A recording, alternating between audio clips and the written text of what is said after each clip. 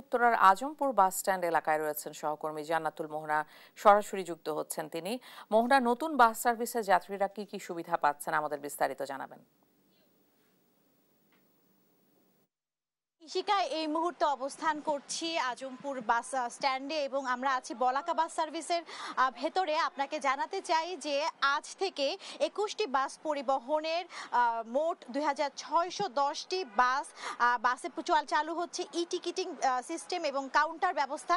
এখানে যেমন আমি টিকিট ছাড়া ঢুকতে পারলেও পরবর্তীতে কিন্তু যাত্রীরা টিকিট ছাড়া আর ঢুকতে পারবে না। কেননা কাউন্টার থেকে টিকিট কাটতে হবে, সেই সাথে যাত্রীদেরকে নির্দিষ্ট স্টপেজও কিন্তু চলাচল করতে হবে বলে আমরা জানি। এবং আপনাকে বর্তমানে আমি বাস দেখাতে চাই, সেই সাথে আরেকটি বাসের আমরা যে ড্রাইভার রয়েছেন তিনি অপেক্ষায় আছেন চলাচল শুরু করার জন্য।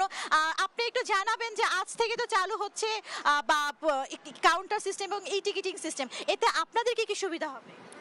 আমাদের নিয়ম শৃঙ্খলাটা ভালো হলে আমাদের জন্য ভালো হয়। আর সবচেয়ে ভালো হতো যদি পর্যাপ্ত পরিমাণ বাস স্টপের জায়গা থাকতো আমাদের, তাহলে আমাদের জন্য ভালো হতো।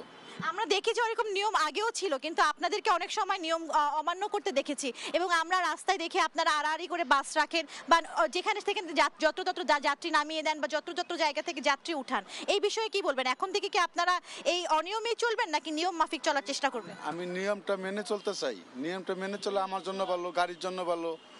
আমি নিয়মিত গাড়ি চালাতে পারতেছি, মানুষের বকা শোনা লাগলো না, এর জন্য। শুনছিলেন যাত্রী ভোগান্তি কমানো, যানজট নিরসন সহ বিভিন্ন ভাবে যেন রাজধানীতে সড়কে যানজট তৈরি না হয়, সেই জন্য এই পরিবহনের ব্যবস্থা করা হচ্ছে।